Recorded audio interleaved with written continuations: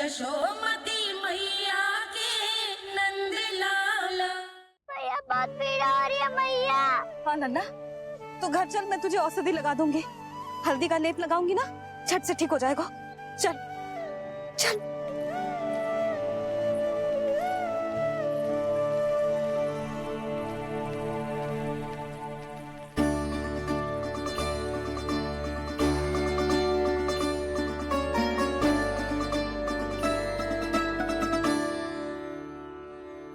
बस लल्ला बस, रो मत। चल चल चल, आजा।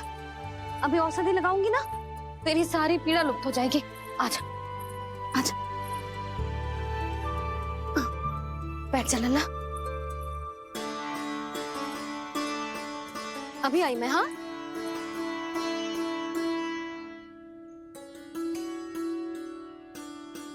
मैया।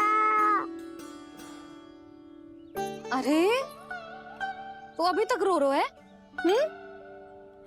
क्या कह रही थी सारी गोपियां? बता। के मेरा लल्ला श्री नारायण का अवतार है, दिव्य है, भगवान है। और जो भगवान इतनी छोटी सी चोट पे रोते हैं क्या? इतनी तो लगी भी ना है तुझे, जितना तो तू आ ऊ कर रो है।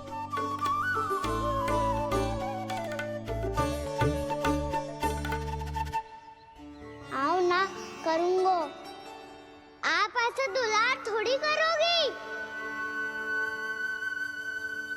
ओहो, वृंदावन का गौपालक जो इतनी छोटी सी चोट पे रोता है ना?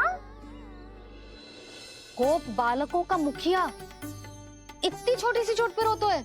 मेरा लल्ला तो सबसे शक्तिशाली है, जो इतनी छोटी सी चोट तो क्या बड़े बड़े राक्षसों से भी ना घबराता है। हाँ, एक बार में सबको समाप्त कर देता है कि ना? हाँ मैया, यदि कोई राक्षस वृंदावन की ओर तेरी दृष्टि करके आएगा, तो सबसे पहले कान्हा को सुरक्षा में खड़ा पाएगा। फिर चाहे जो पाल बन के आए या बगुला बन के।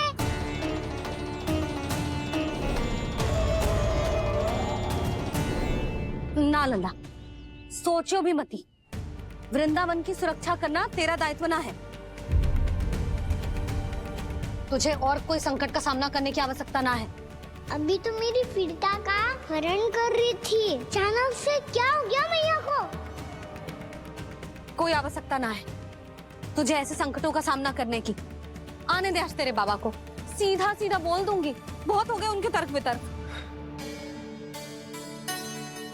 मेरा फूल सा लल्ला वन में अकेले गौचारण के लिए ना जाएगो। आज बगुले ने निकल लियो, कल कछु और हो जाए तो? नारायण ना करे, कहीं कछु ऊंच नीच तुझे कछु हो जाए तो? मैं तो जीते जी मर जाऊंगी।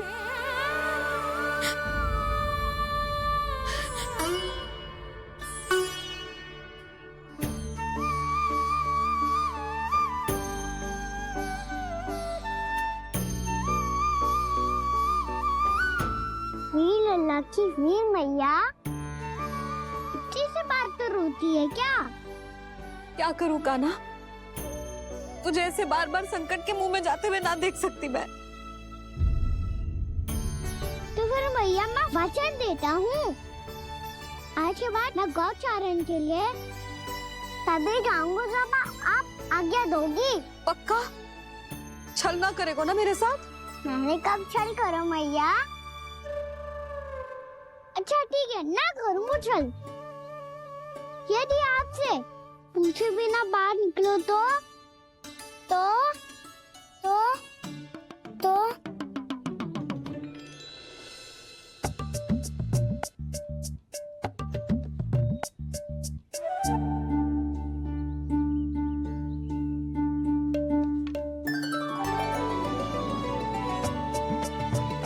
ये रही आपकी छड़ी और ये रही मेरी पीठ। ठीक, देना तापर तोड़। ठीक है, जब तूने अपना दंड निर्धारित कर ही लियो है तो सोच ले, अब अगर तूने मेरी बात ना मानी तो तोड़ तोड़ छड़ी पड़ेगी, समझ आई?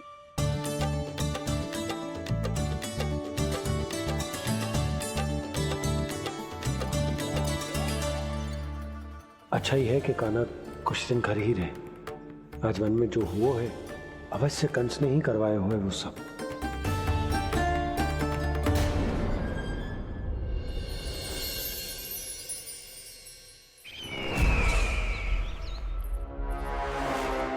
आपका ये धनुष तो सबसे अधिक शक्तिशाली था महाराज, ये कैसे टूट गया?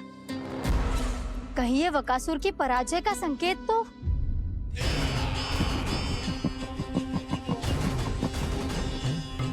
प्राप्ति, लगता है तुम्हें शुभ समाचार मिला नहीं। उस बकासुर ने उस विष्णु अवतार को जीवित ही निगल लिया है। अरे अब तक तो उस नन्हे से बालक को पचा भी चुका होगा वो। उसके तन में रक्त बनकर वो विष्णु अवतार और उसकी शक्तियां और रही होंगी। क्षमा कीजिए महाराज। क्षमा कीजिए, इस अशुभ से मुख से शुभ समाचार आने दो। माथे के बल को ढीला करो, चेहरे पर मुस्कान लाओ और कहो, महाराज, वृंदावन में मातम फैल चुका है। मैं ऐसा ही करता महाराज, यदि सूचना सत्य होती तो।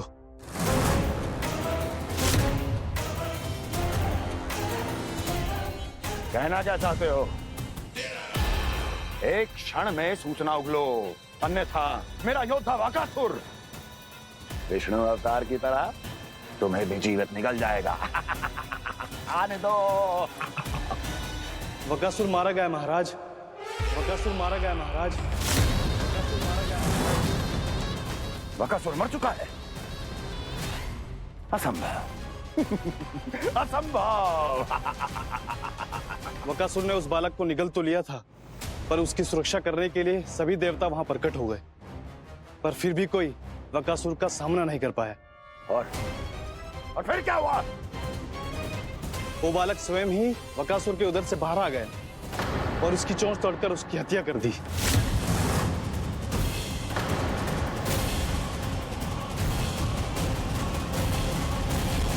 वन में बकासुर की चोंच टूट गई और यहाँ आपका ये धनुष।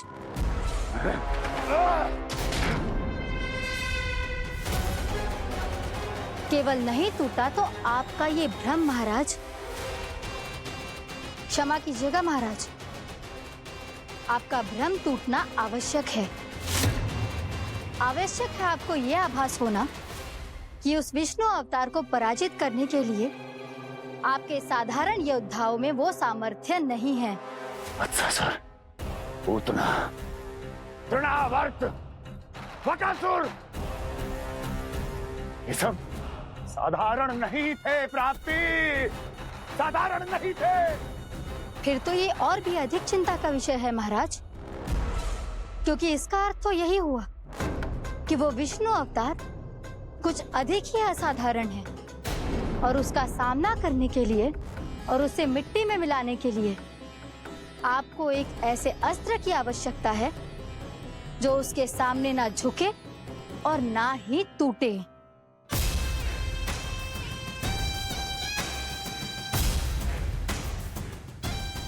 तो फिर मैं ऐसा ही अस्त्र ढूंढूंगा, चाहे आकाश पाताल एक क्यों ना करना पड़े मुझे, 10 दिशाएं 14 भुवन क्यों ना नापने पड़े मुझे। मैं उस अस्त्र को अवश्य ढूंढ निकालूंगा जो उस विष्णु अवतार के प्राणों की डोरी इस धनुष की तरह तोड़ सके।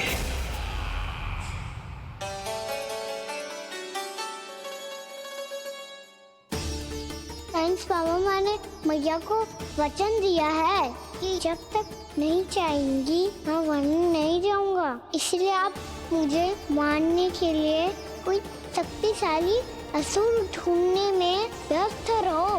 कोई कुछ दिन तब तक मैं व्यस्त रहूंगा अपनी मैया की सेवा करने में।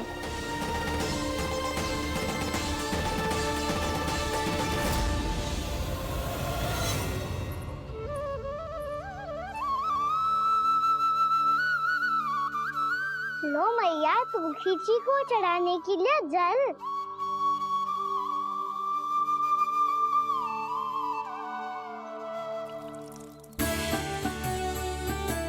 लो मैया, और आटा।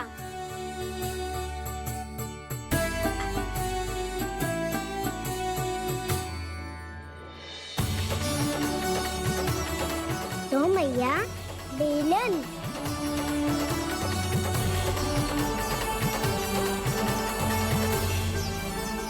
ले तनिक खा ले। ओ मैया, भूख ना लगी है। बिना भूख के खाने से क्या लाभ? और तेरा जब पेट तो कह रहा है कि उसे भोजन चाहिए। और लाभ कैसे ना है लल्ला? भोजन का लाभ है ना, तन को पोषण मिलेगो, स्वास्थ्य बनेगो, जे तेरी भुजाओं में शक्ति आ जाएगी ताऊ के जैसी, ताऊ से भी अधिक। तेरे जे केस भी लंबे हो जाएंगे। सच्ची मैया? सच्ची। माप के देख लियो नित्य दिन। तनिक खा।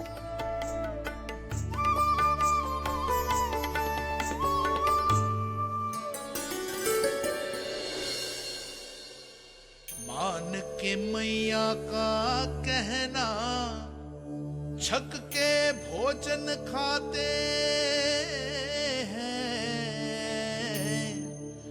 नित्य मापते भुजा केश, पर ज्यों का त्यों ही पाते हैं।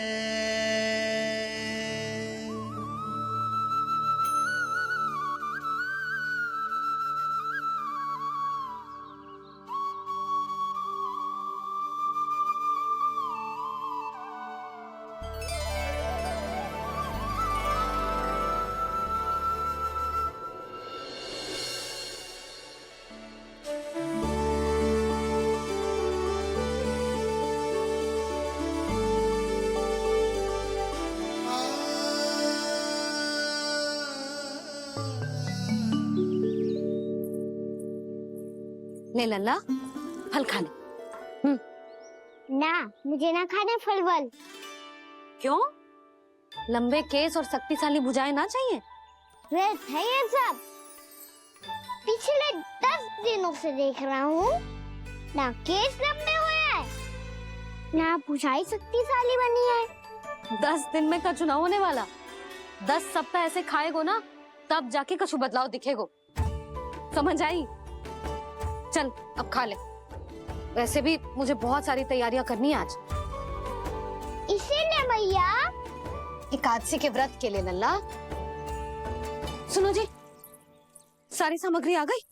हाँ, तुमने जो कही थी सब ले आए हूँ।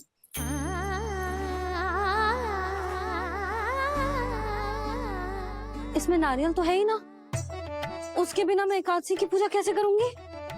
यशोदा, मैंने भोला से कह दिया, वो लेकर आते ही होगा। घबराओ मत। कैसे ना घबराओ जी, आपको पता है ना एकादशी का व्रत मेरे लिए कितना महत्वपूर्ण है। पतो है। अरे इसमें तो दिए भी ना है। दिए ना है? अब मैं अभी लेकर आता हूँ। आप रहने दो, मैं ही लेके आती हूँ। भक्त भोला राम के यहाँ से है। भक्त भोला राम? मेरा अर्थ है कुमार खुला यहाँ के यहाँ से। हाँ हाँ, वो ही।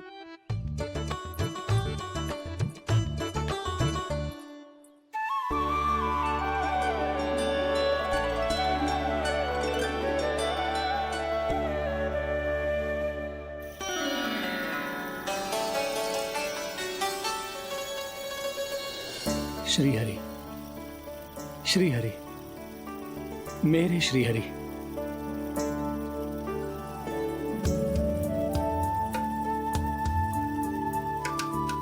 मेरे श्री हरि। भोला राम, मेरी मटकी तैयार है?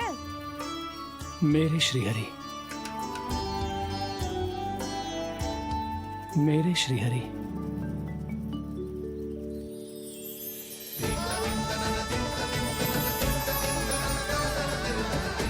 भोला राम,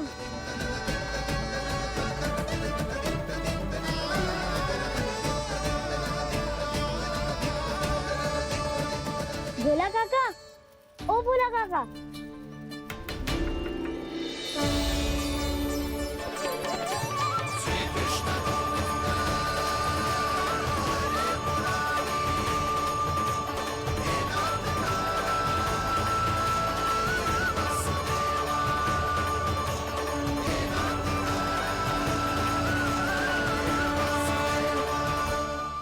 अरे श्री हरि प्रसन्न हो गए, मेरे श्री हरि आ गए, मेरे भगवान आ गए, मेरे श्री हरि आ गए, मेरे भगवान आ गए, मेरे श्री हरि आ गए, मेरे भगवान आ गए, मेरे श्री हरि आ गए, मेरे भगवान आ गए, मेरे भगवान आ गए, मेरे घर मेरे भगवान आ गए।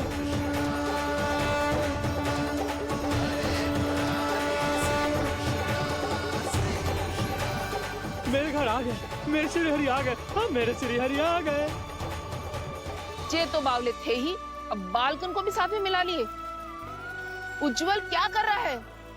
अरे ठहर जा भोला।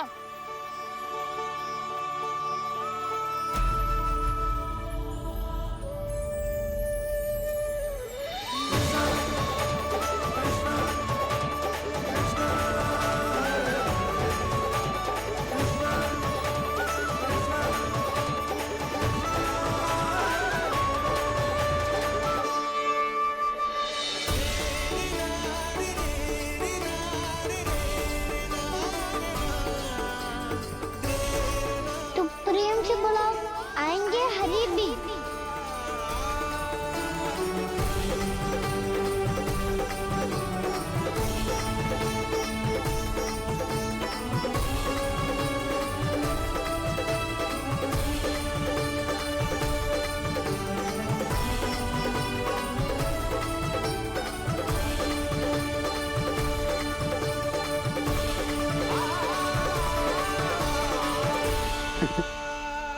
क्या वो गाना? किसकी धुन में झूम रहा तू? निर्मल निशा भक्ति की धुन में।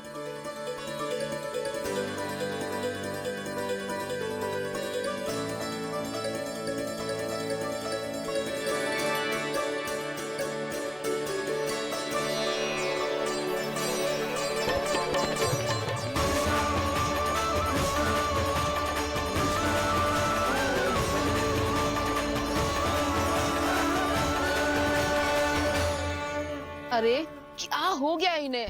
बावले हो गए हैं क्या? ठहरो, कोई आवश्यकता ना है ऐसे बावलों की तरह नाचने की।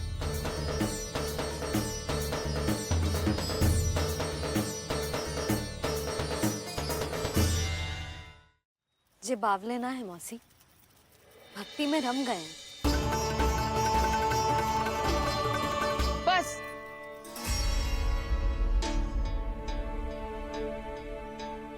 हम सब कब से खड़े हैं यहाँ, पर तुम्हें कुछ ध्यान ही रहा है।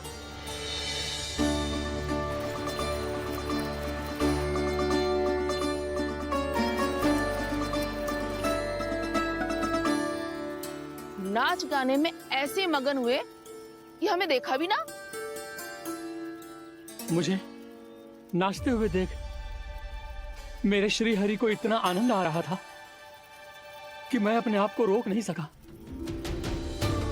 और वैसे भी मेरे जन्म का एकमात्र उद्देश्य है श्री हरि की सेवा करना, श्री हरि को प्रसन्न करना। तुम बावले हो भोला राम, या हमें बावला बना रहे हो? श्री हरि और तुम्हें देख रहे हैं? हाँ, अभी वो यही थे, देख रहे थे। भोला काका, आपने भी ना अति कर दी। अब हमें भी बताओ तनी, कहाँ थे श्री हरि?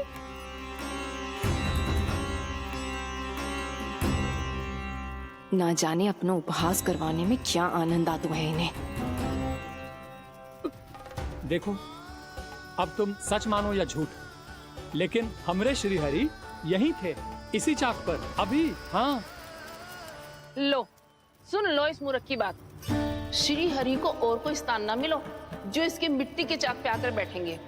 श्री हरि को और कोई स्थान ना मिलो जो इसके मिट्टी के चाक पे आकर बैठेंगे। श्री हरि को और कुछ सामना मिलो जो इसकी मिट्टी की चाक पे आकर जैसी मैया भैंसो ही लल्ला, दोनों का कुछ पता ही ना चलतो, कब किस बात पर प्रसन्न हो जाए और किस बात पर रुष्ट।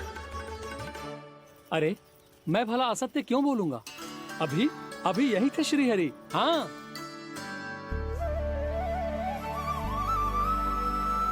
हाँ, जैसे श्री हरि को तो कोई कार्य है ही ना, वो तो आतुर होके बैठे रहते हैं कब तुम हरि हरि बुलाओ और वो दौड़े चले आए। भगवान तो भक्तों के पास आने के लिए सदैव आतुर रहते हैं, बल्कि सत्य तो यह है कि भक्तों के मन में ही निवास करते हैं भगवान।